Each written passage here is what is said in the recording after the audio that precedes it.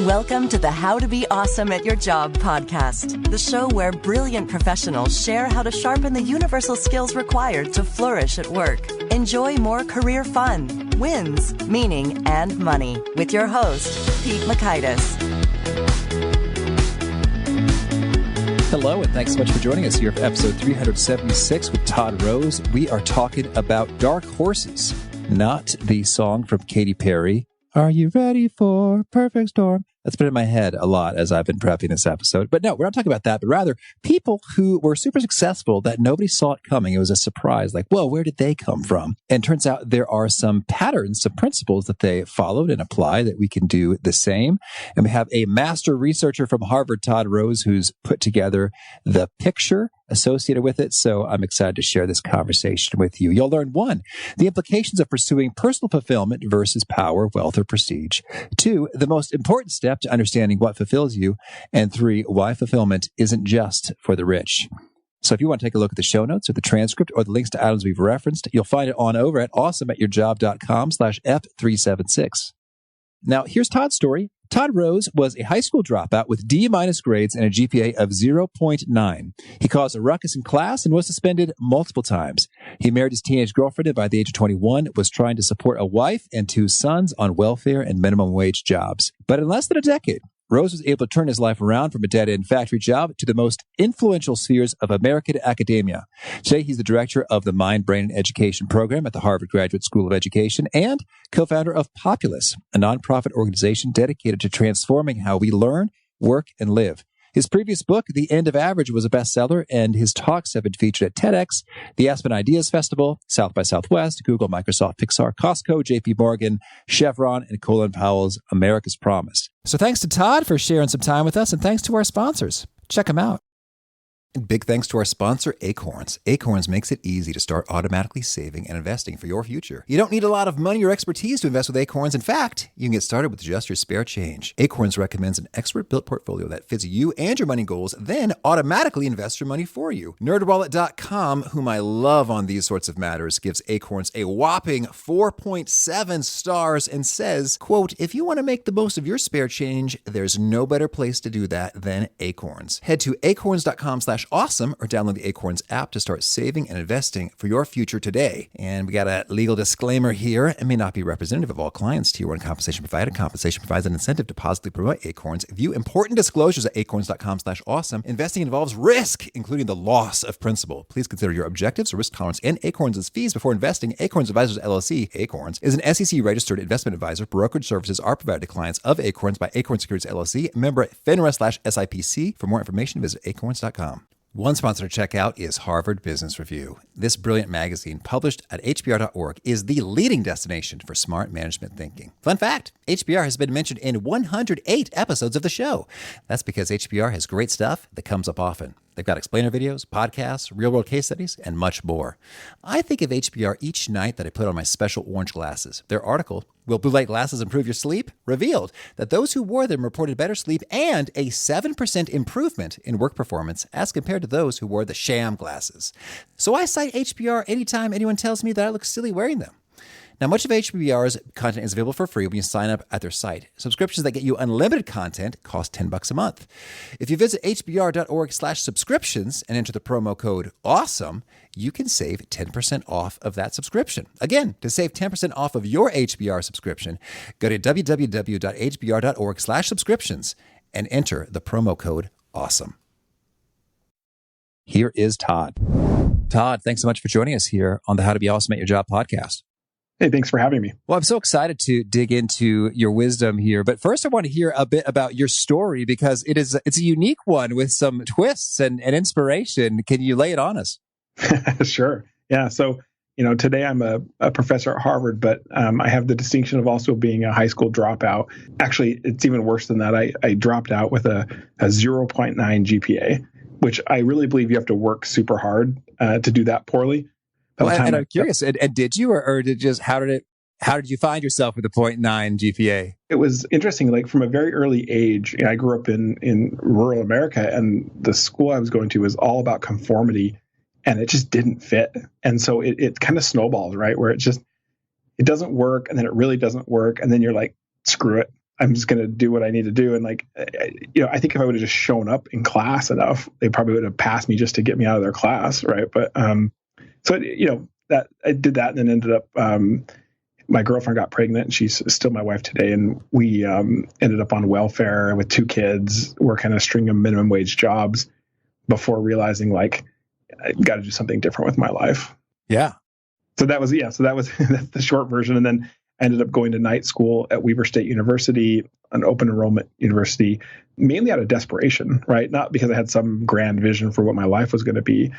Through that process, really discovered who I was, discovered what mattered to me, and was able to turn that into something which, in my case, turned out to be academia of all places, which I just couldn't believe at the time. So I ended up getting my doctorate at Harvard, did a postdoc at the Center for Astrophysics, and then came back as a faculty member. Yeah, and I'm just intrigued with this astrophysics fellowship at the Harvard-Smithsonian Center for Astrophysics. Okay, wow, there you go. It was a funny thing because it actually came out of a hunch that I had, that I was working with an astrophysicist named Matt Schneps, and we had this hunch based on some of the genetic and neuroscience work we'd done that actually people who had trouble reading would have very specific talents with visual stuff. And there was no better place than in astrophysics. So like I got fun. We went there. I did a postdoc. I got to learn a lot about science. Truthfully, really, really taught me how to be a scientist more than anywhere else. But got to study astrophysicists and how they detect black holes, and it was so cool. It was just, to me, just like this luxury for a couple of years. That was just fantastic. Well, that is really cool. Well, and I want to dig into a little bit of the Weber State part of it. This is a whole nother conversation, but, I think people talk about to what extent is America, United States, still a place where if you've got, grit and hustle and determination, you can, make something of your life and yourself, regardless of the circumstances you were born into, versus are the scales, wildly uneven. Well, I mean, that's a giant conversation for a whole podcast, but I want to get your sense of, so there you were, and you sort of found the something inside of you to stick with it. What was that something? Well, I mean, at first it really was desperation, because no kidding, the last job I had before I decided I was going to go to college, I actually was working in a factory, and then it was a minimum wage job, and then this home nurse assistant job came open. But no kidding, I had to drive around and give people enemas. That was my job. And I was like, look, it's honest work, and it's important that someone does it. But like, I was like, there has to be more than this. And so for me, it was largely like, my dad was the first high school graduate in our family. And I remember when I was in middle school, he came home one day and he was a mechanic. And he said, look, for me, I think there's something more. And he said, I'm going to go to school. Well, no one in any of our families had gone to college. That wasn't a thing that you do. And yeah, he had figured it out. And his parents actually weren't happy about it. They thought he was he was like big timing them. And so yet he did that. He became a mechanical engineer, and he's one of the most accomplished airbag designers in the country now. He's got lots of patents. He's done amazing work. And I watched what education did in terms of changing our lives and life circumstances. And so I realized that that's probably the way to go, right? Right. So I knew that much. What I didn't know is like, okay, where does this path go? So I got my GED.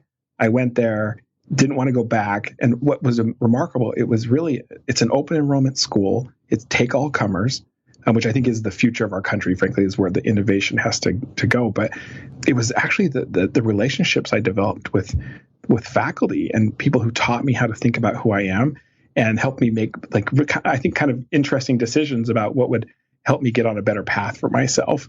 But as I developed my abilities there, I went from thinking I was a terrible learner and didn't have a lot of talent to thinking, actually, maybe I'm pretty good at a couple of things, to thinking, actually, maybe I'm reasonably smart. And that was just a process, but it was just a remarkable one for me and something I'm always grateful for. And you've done a lot of work there associated with the end of average and how we're not average sized people. We're not average learners. And that's silly. And we got to really get customized on different dimensions of the brain and people and how they're operating, which is really cool stuff. So could you orient us a little bit to what you're doing now at Harvard? Then I want to talk about your book.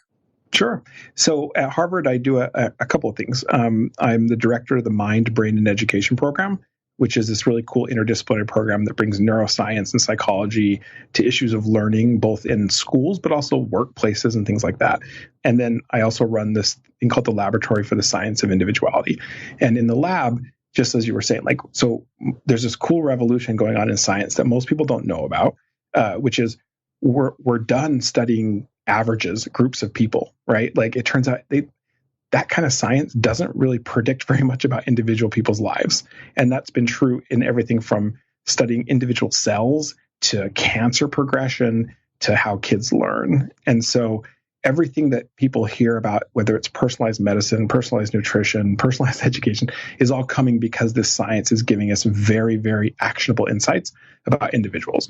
So we contribute to that science. And then the third thing I do is I have a think tank that does a lot of my public-facing sort of work called Populous. I think academia is a fantastic place for science and reflection, but isn't the best at action, right? It's just not what it's built for.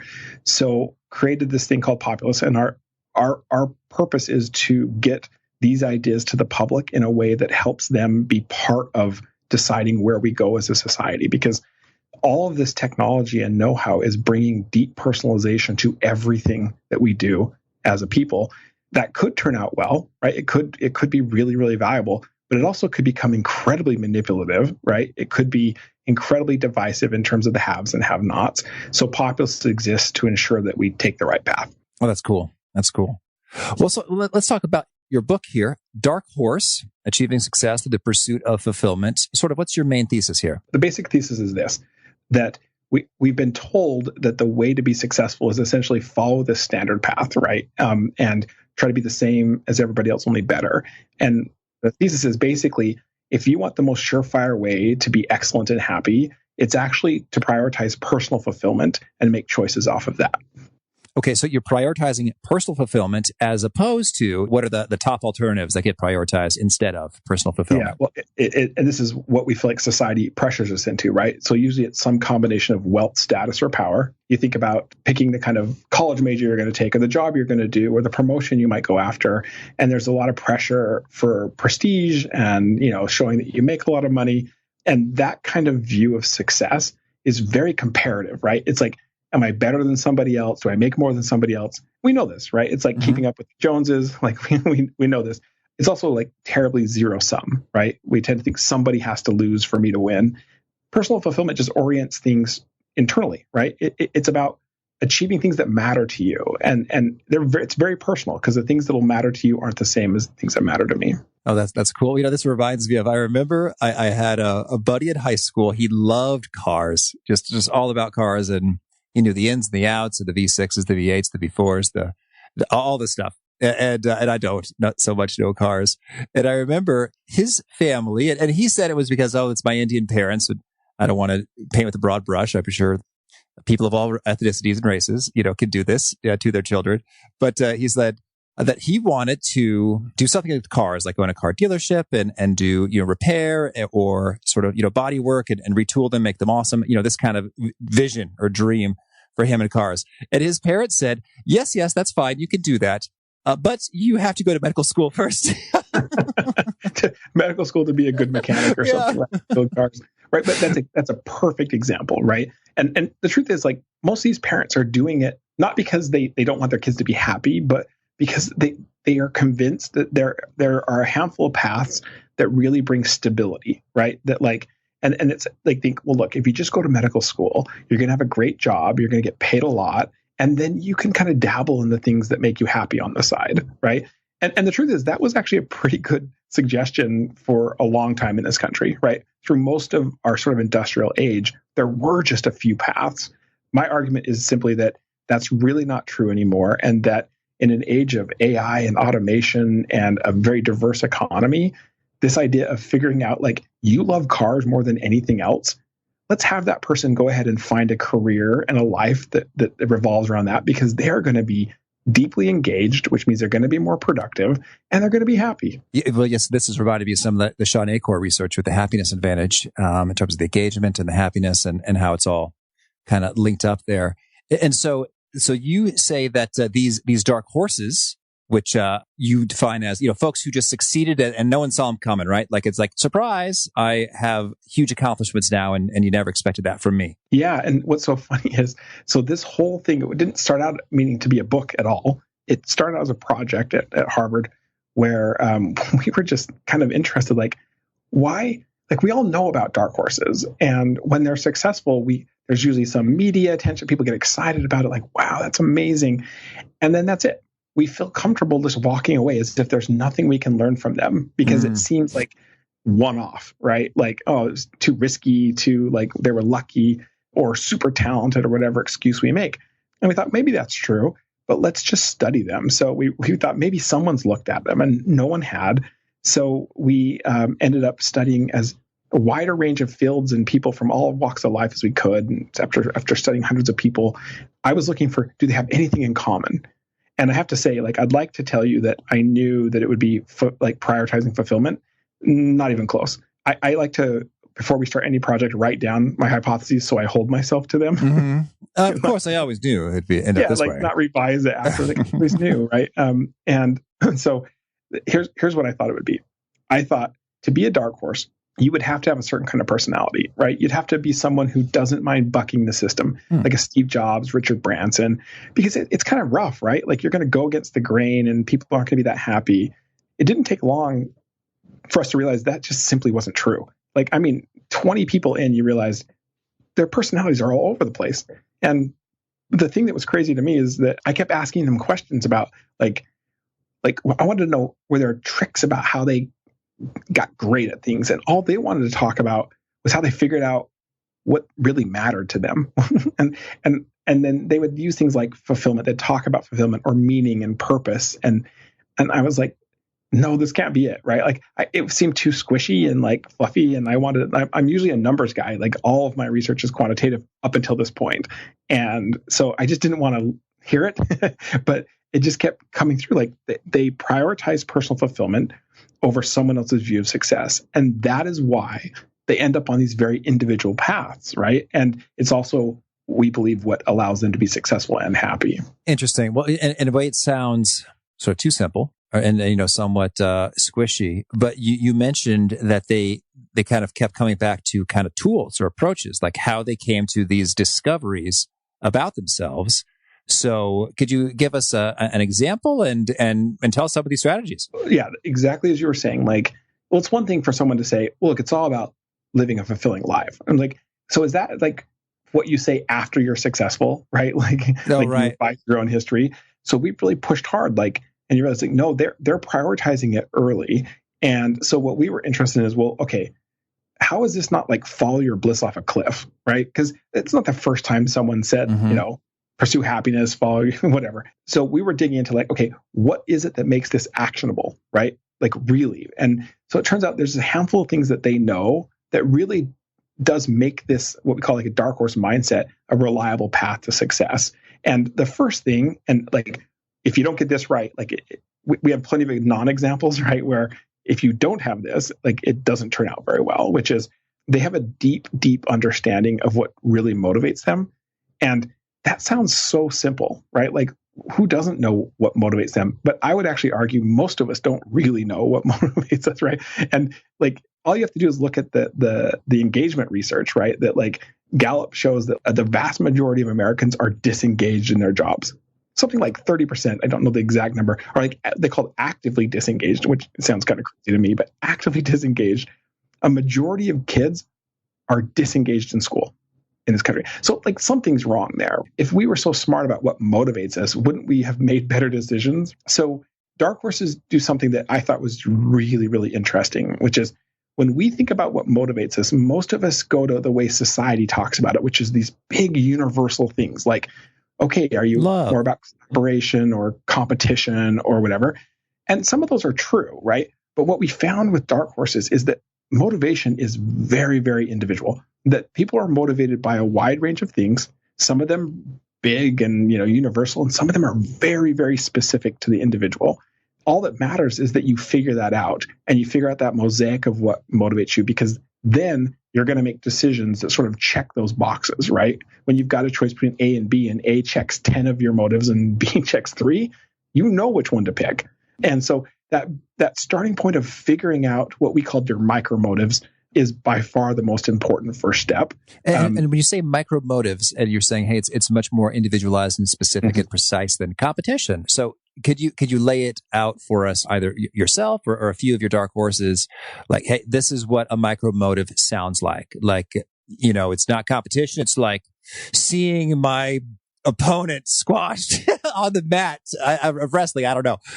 It's even crazier than that. Okay. So again, certainly like competition and those things are true, right, for people. But we can imagine that being a motive. But what about aligning physical objects with your hands? Like that, there we go. Saying it right now, I'm like, who in the world would be motivated by that? Like truly motivated. Not like it's a nice thing to have, but like I need this in my life, right? So but they're misaligned. Do you mean like the silverware drawer is askew, or what do you mean by aligning objects with your hands? Like, for example, becoming an engineer that is actually aligning copper wire to fiber optic to solve one of the biggest problems in the telecommunications industry 30 years ago, that kind of stuff. And this guy, we talked to this guy this is a primary motive for him, among other things, right? So he's this engineer, but then when that doesn't, he gets out of it because, for a number of reasons, but he is now the top upholstery repair person in New York City, which you'd never think of those two jobs as being like the same, right? Except for upholstery repair is terribly difficult. And you're fixing family heirlooms and leather where you've got to align these things. And he is just so happy and so good at what he does. I love this so much. It's precise and beautiful. Please continue. More micro motives. How about, again, we can imagine something like collaboration being great, but what about someone who truly is motivated by organizing people's closets? So we talked to a woman who was a political rock star who had basically worked at local, state, federal, all the way into a great job at the White House. So good at what she did. And she realizes one day as she's leaving the White House, she gets asked to help run Bloomberg's government in New York. And she realizes she can't get out of bed. And she can't figure out why. This should be the next step. She comes to the realization of what's missing as she's organizing her own closet. And for her, everything is about being able to create order on behalf of other people, right? The benefits to other people that come from having their lives have order and meaning like that. And she realized everything she'd loved early on in politics was about that, not about beating the competition, not about winning, but this. And as she rose in the ranks, you get less and less opportunity to do that. So she said, but what am I supposed to do with that? Right? Except for she realized, wait a minute, there's a whole field called professional organizers. She didn't even realize they existed. She figures out, wait a minute, this is what I'm born to do. I love helping people and I love organizing. And she literally loves closets more than anything because she sees it as the most intimate form of organizing for people. So she starts a company. And now she's one of the most prominent in both New York and Florida. She makes great money and she just loves what she does. So over and over again, we found that what dark horses did that got them on this right path is they really had this deep understanding of that quirky collection of things that matters to them. And even if they don't matter to anybody else, that's okay, because it's what gets them out of bed. And so they're going to use those micro motives to start making decisions in their life, big and small. And that's what gets you on a path of fulfillment. All right. So aligning physical objects with your hands, creating order on behalf of others. Let's hear a few more micro motives. So some of them are get a little more familiar. You'd think we talked to a woman who she owns a flower shop, florist stuff, and a decorator like that. And she has this really interesting motive where it's she likes to arrange floral stuff, but it has to include non-floral stuff. And she has this really weird combination of things. And if she's just arranging flowers, that's not good enough. And if she was just doing stuff with non-flowers, that's not good enough. When you combine the two, it's magic for her. Another one, which I thought was remarkable, I just couldn't, for me, none of these things are actually motivating, right? So it's are you sure? Right? And then when you talk to them and they just they light up and they can't imagine a world where they don't get to do this. So imagine someone being motivated by literally holding paper in their hands. Okay. So, well, there's some good papers out there. I could get you fired up if it's the right paper. Interviewed a woman who is one of the most famous art conservators in the country. But for her, it's not any kind of art. It has to be paper. And her ability, like she said, look, to be able to hold it and its history and everything it means, and and she talks about it in great tactile detail. And for her, she wouldn't even take a promotion or move on to something else that would take her away from doing that. Right now, as a result, she has actually been responsible for the restoration of some of the most prominent paintings and other kinds of things in the country.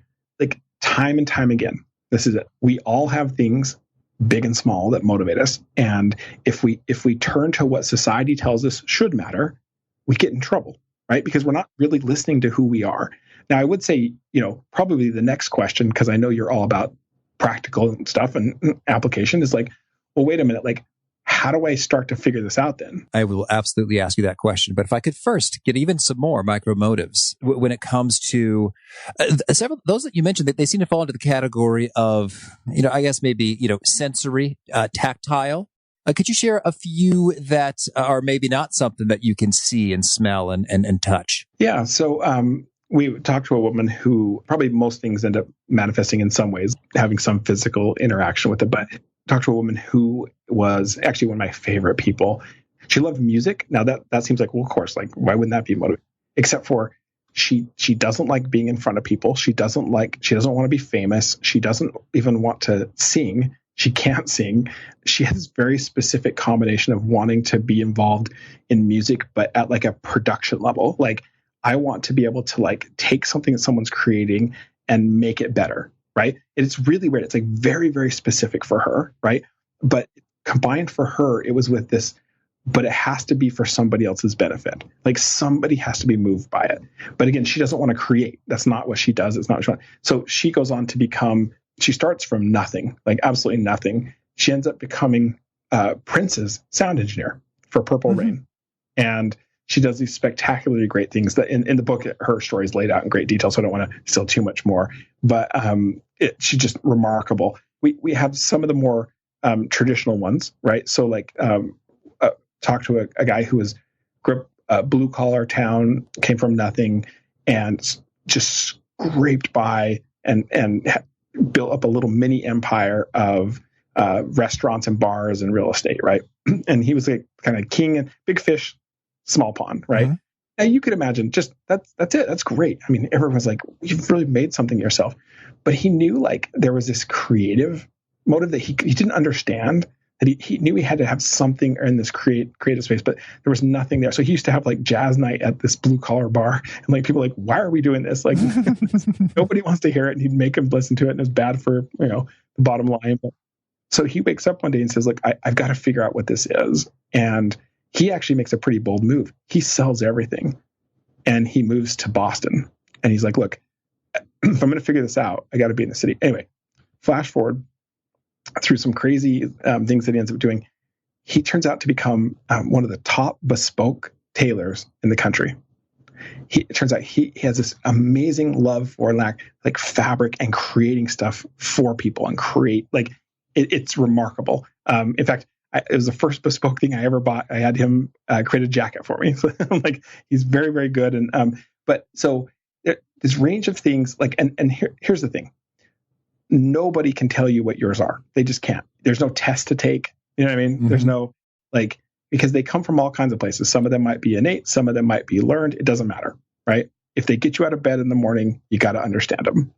Right. Well, I'd be curious. What's yours, Todd? I've thought a lot about that. So I think mine are probably common for a lot of people, but so I have for sure the case that I get bored easier than anybody I know. So that is a pretty big one, but I have to have a lot of novelty in my life. And one thing that I realize is that causes a lot of problems if you're not careful, right? Sometimes you got to just keep doing things, right? You can't just keep bouncing around because you get bored with something. So you have to figure out how to harness that. I absolutely cannot have a boss. I cannot have somebody telling me what to do. I think that's like the ability to have control over the choices that I make matters more to me than anything else. I would take so much less money. I would take to have that kind of autonomy is just so important. And the other thing is that I have this weird mix of what feels like contradictory motives, right? So on the one hand, I need autonomy. I just need it. On the other hand, Like I deeply, deeply, deeply enjoy collaboration to the point where everything I do, I try to force to say, like, I want to have a partner with it. I want to find someone to work with on these things because it's just so meaningful to me, right? So it's a fun kind of like, wait, but I want like a complete autonomy, but at the same time, I really need other people and I want to work together. So you gotta figure that out. Those ones are the big ones for me. I do actually have, like, I keep saying competition's not it's definitely a motive. I definitely have that kind of streak. And what you just try to harness it to be like compete with yourself rather than other people. That's cool. Okay. Well, now at last, yes. Micro motives. That's kind of what they look, sound, feel like in practice. And how do folks go about discovering and zeroing in on what they are for them? So here's the thing. And we've road tested this, not just on dark horses, but like, frog marched a bunch of our family members and other friends and like test this out and see if it really works. Let's see what happens. But I'm going to give you something. It's like incredibly simple. All I want is for people to try it. Like just try it a couple of times and you'll be really shocked. So a very easy thing to do is to just think, for not very hard, but think a little bit about a couple of things that you actually enjoy doing, like really enjoy doing, and ask yourself why. And the why is everything here. So most of the time when we engage in some kind of activity and we like it, we're like, yes, I really love, let's say, for example, I really love football. I'd even say I'm pretty passionate about football. So what we end up doing is attaching, and we call it passion for something, but we attach it to that thing, right? And that's usually the sort of grain size that we deal with, right? Oh, I really love football and, I like watching TV, whatever. Okay.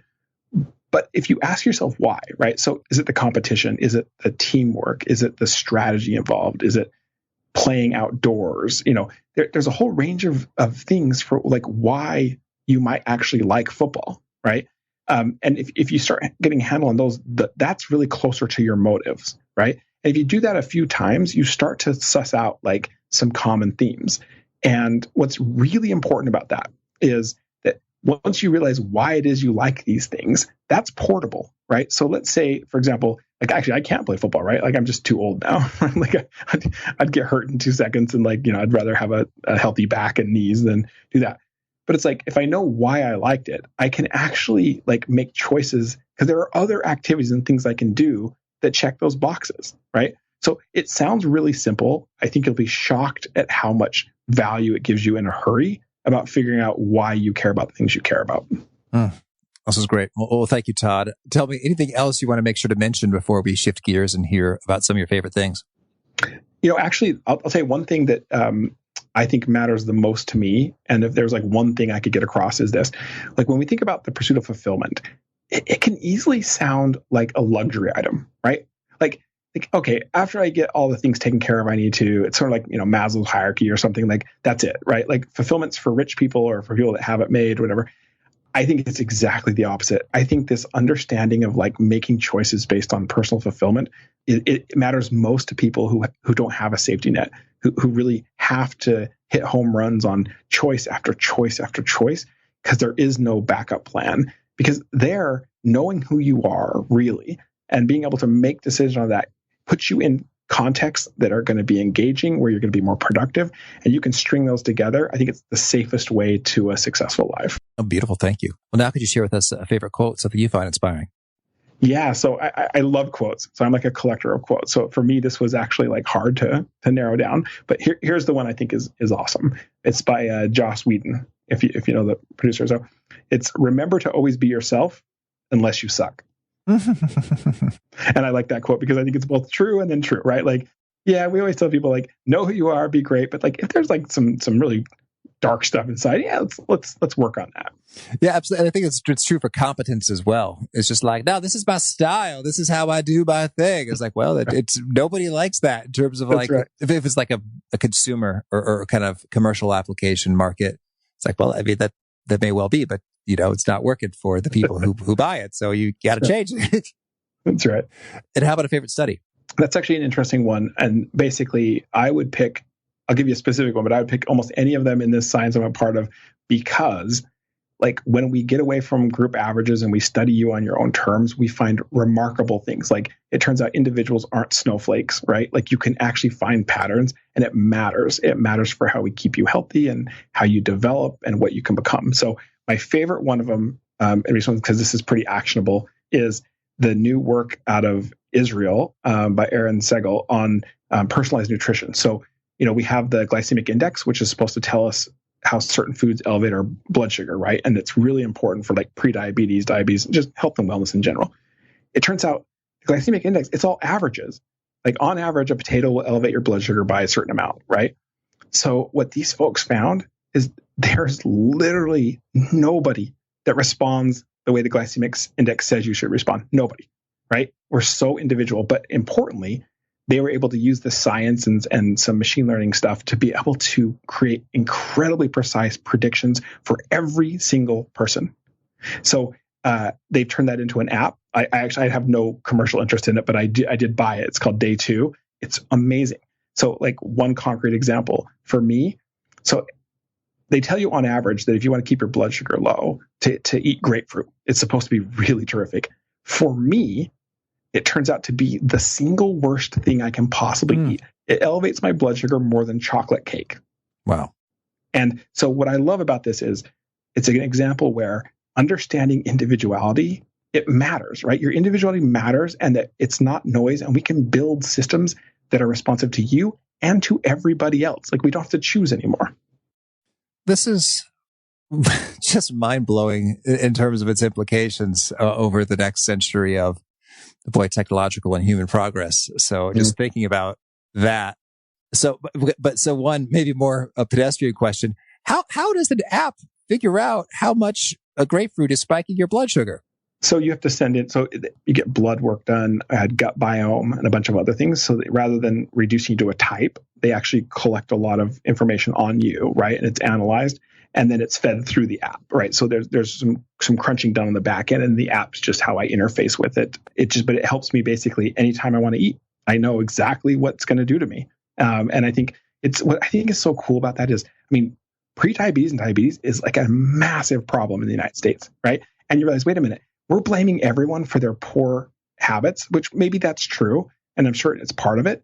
But actually, we're literally telling them, we're giving them advice that guarantees that we're not optimizing their nutrition, right? Mm-hmm. And it's like, and it doesn't have to be that way. And so for me, I'm excited about the future. There's a lot of dangers and challenges in this brave new personalized sort of society. But the idea that like we can understand you as an individual and build systems that are responsive to you and get the most out of you is really remarkable. Yeah, that's wild. So Day 2 is generating an individualized profile of you based upon your genetics and your gut biome and your blood stuff. Yep. And it literally doesn't matter if there's anybody else like you, you can still have a optimized nutrition. And we can do this, by the way, we do this for cancer treatment. We can do this for how you develop. We can do this for how you best learn. This is the future. That's wild. And from the food perspective, is there something you can eat that makes you feel awesome and you wouldn't even know it had you not done this adventure with Day 2? Yeah, that's great. So, and what's really funny is my wife did it, and we just have like completely different, like trying to figure out what we're going to cook at night now is like, which one of us is going to spike our blood sugar, right? So what's really crazy about this? So you could imagine, so rum, right? It's sugar cane, delicious, right? Yeah, but it's sugar cane. Like you would think like that should be like, you're just guaranteeing you're going to spike your blood sugar. Nope. It doesn't spike my blood sugar at all. So I'm like made in the shade. This is fantastic. So there's these things like that, which I can do. It's probably not making me healthy, but like it doesn't hurt me as much as it should. The other thing is like, this is kind of crazy, but I can have soft serve ice cream as long as it's chocolate and not vanilla. Like wow. It's that fine tuned, and you can actually feel it in your body. Like you will have a different sensation in your head and your feeling of fatigue versus sharpness. Fatigue thing that's so clear, and I would have never dawned on me because I don't have like diabetes or anything like that. But like, so I never really appreciated the toll that spiking blood sugar takes on your body, right? And if you understand the sort of science of it, it's like pretty obvious. It's a very, very taxing mechanism, and so like. Even people who aren't even near getting like pre-diabetes, it's like it is what it drives fatigue, it drives up, and it's just simply like optimizing against your own individuality. I just can't believe how much like cleaner my mind feels. I don't know how else to explain it. It's just like I feel cleaner, and clearer and sharper, and to the point where there's no chance I would go back.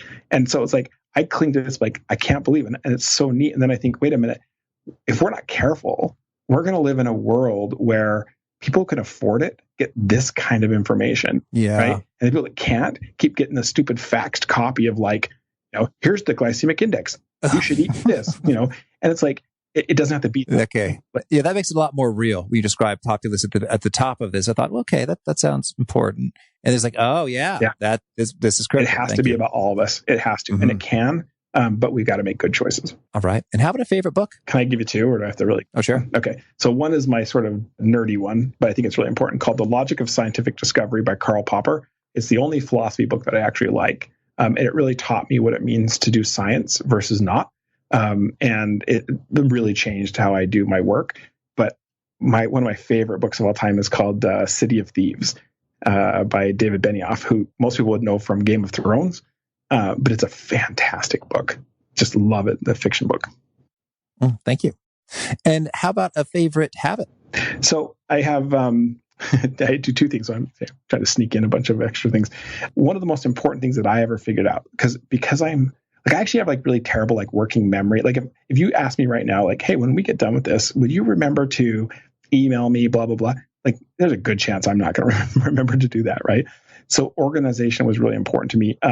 So one of the things that I do that I always do is spend the first half hour of every day organizing my priorities, so that the rest of the day I'm actually doing things that matter to me rather than things that get put on my plate that are like first out, like, oh no, this is really pressing. It's like, sure, but did it matter to me, right? And this helps me stay prioritized and accomplishing things I want to. The second thing that I do is related to my need for novelty, which is I really, really, really don't want to become that person that's so narrow in what I know and do, because I just don't think that's good. And I just think you don't get any inspiration or new ideas just by like doubling down on one narrow piece of the world. So I tried once a week. I at least once a week, I read or watch something that is absolutely not part of my wheelhouse. And that doesn't mean like high culture and something like that. Sometimes it's just anything, right? Just stay out of the same. Like, what's up with this Kardashians business? Right? Some people seem. I'm curious. How do you get prompted? Because I think so often it's like, that's not interesting to me, therefore I'm not going to engage. How do you kind of get over that hump? So I have a really weird way of doing this.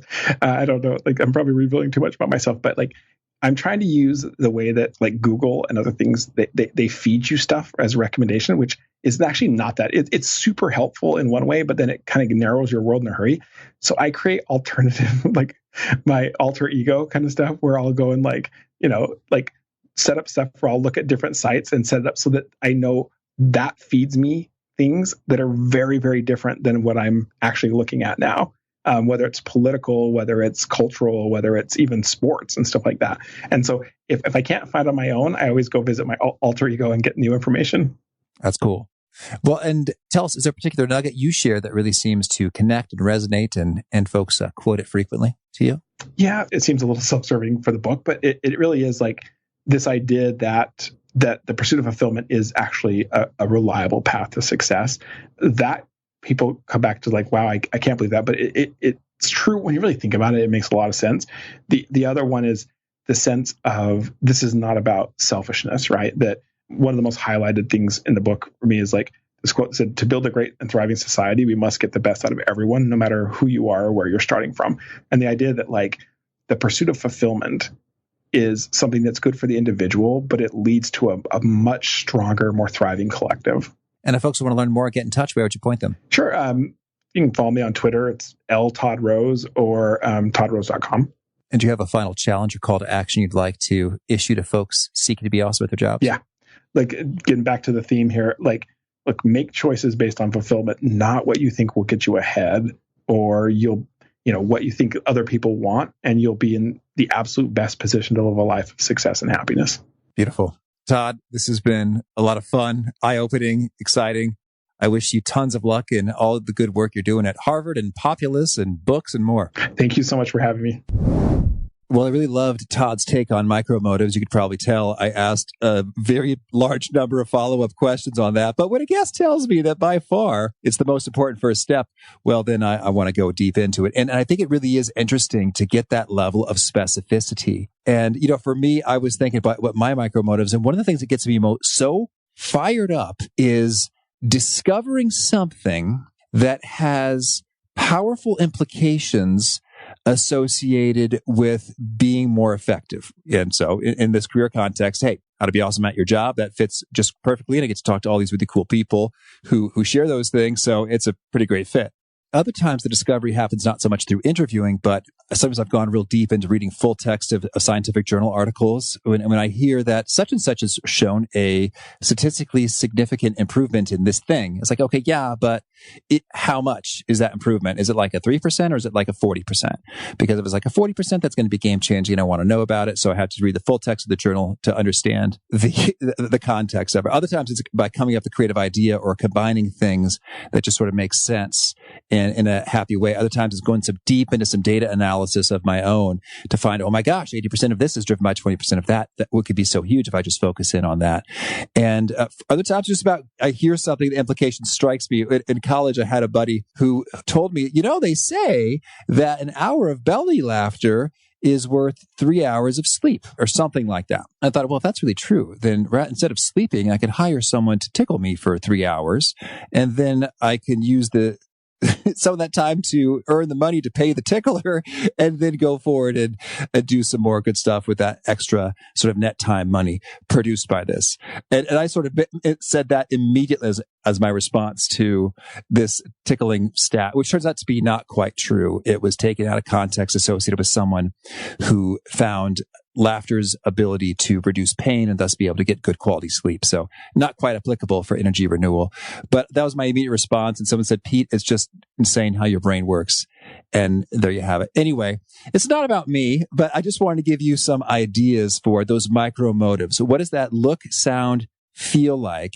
Is there a pattern? Is it kind of specific? Is it kind of weird? Is it kind of dorky?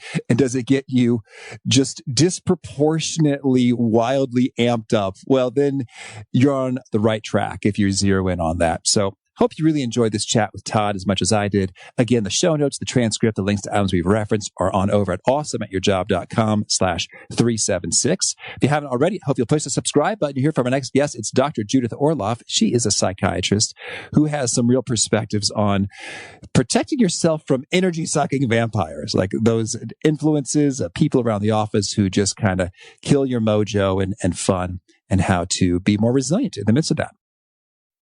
Until next time, peace.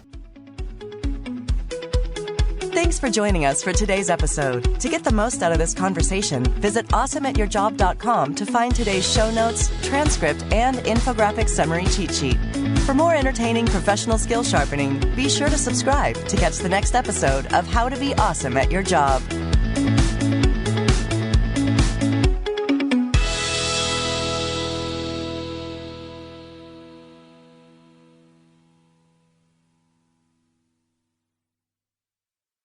Look around. You can find cars like these on AutoTrader, like that car riding your tail.